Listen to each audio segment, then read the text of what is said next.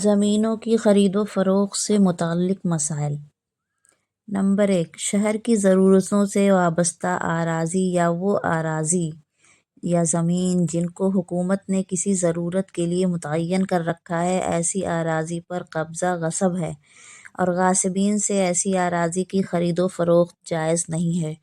لیکن وہ اراضی، وہ زمین جو شہروں کی ضرورتوں سے فاضل ہیں یا حکومت نے اس کو کسی ضرورت کے لیے خاص نہیں کیا ہے، ایسی اراضی کی خرید و فروخت کے لیے بھی قانونی تقاضوں کی تکمیل ضروری ہے۔ نمبر 2، غیر مجاز طور پر اوقاف کی زمین کو فروخت کرنا ناجائز اور سخت گناہ ہے اور ایسے غاصبین سے اس کا خریدنا بھی درست نہیں ہے۔ نمبر 3، مورث کے انتقال کے بعد ورثہ کے مابین ترکہ کی تقسیم فوراً ہونی چاہیے،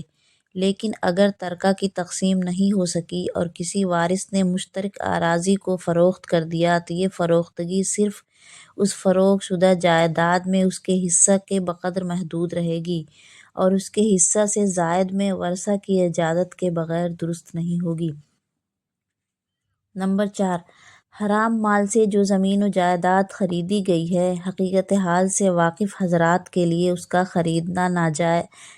ناجائز نہیں۔ ہاں، لاعلمی کی صورت میں خریدنے سے خریدار کی ملکیت ثابت ہو جائے گی۔ نمبر 5، الف، کالونی بسانے کی خاطر جو لے آؤٹ منظور کرایا جاتا ہے اس کی خلاف ورزی درست نہیں ہے، لیکن اس کی وجہ سے وہ زمین کالونی بسانے والے کی ملکیت سے خارج نہیں ہوتی ہے، اس لیے منظور شدہ نقشہ کے برخلاف اپنے نقشہ کے مطابق بیچنے کی گنجائش ہے۔ ب، نقشہ کے مطابق قطعات کی فروخت ہو جانے کے بعد مفاد عامہ کے لیے متعین قطعات کی خرید و فروخت جائز نہیں۔ نمبر 6، مسجد مسلمانوں کی اہم ترین دینی ضرورت ہے، اس لیے کالونی بننے سے پہلے اگر کالونی بنانے والا پلے گراؤنڈ وغیرہ جیسے مفاد عامہ کو برائے مسجد تبدیل کر دیتا ہے، نیز مسجد کے لیے مطلوبہ شرائط بھی پائی جاتی ہیں تو اس پر مسجد بنانا درست ہوگا اور وہ مسجد شرعی تصور کی جائے گی۔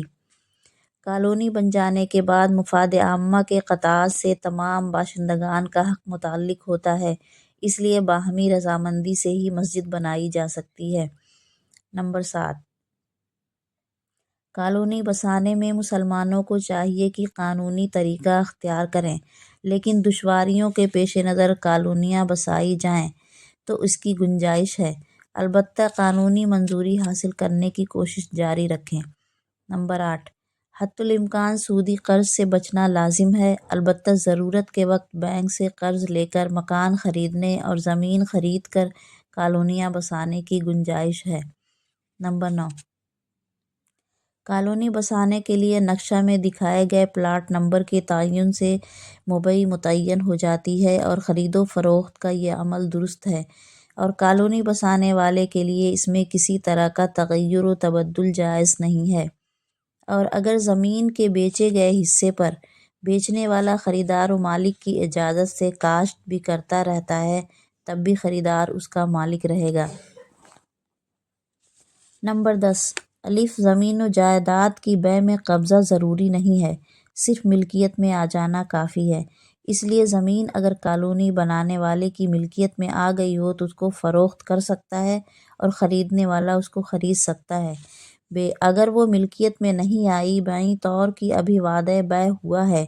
بیعانہ کی رقم ابھی اسی وعدہ کو مستحکم کرنے کے لیے دی گئی ہے تو آگے فروخت نہیں کر سکتا۔ ج، کالونی بسانے والا مالک زمین سے اپنی مرضی کے مطابق زمین کو فروخت کرنے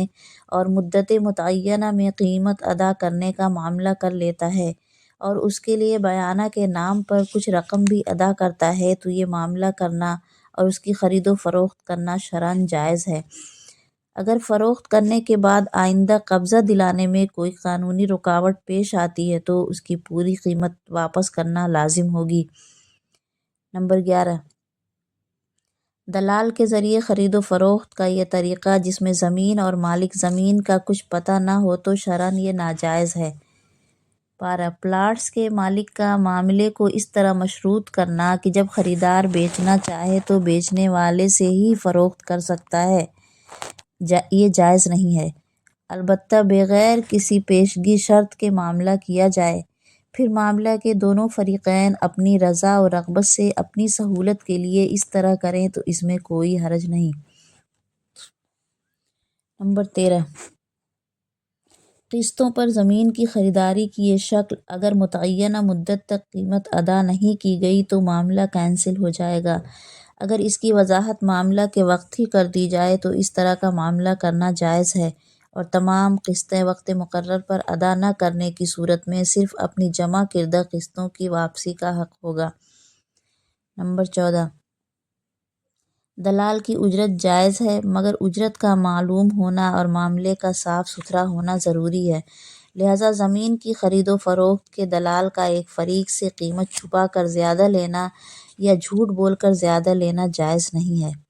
نمبر 15، دلال کا قبضہ نہ دلانا بیع کے مقتضیٰ کے خلاف اور ظلم ہے۔ نیز شرط لگانا کہ جب بھی بیچنا ہو ہم سے بیچ دینا شرط فاسد ہے جو کہ جائز نہیں ہے۔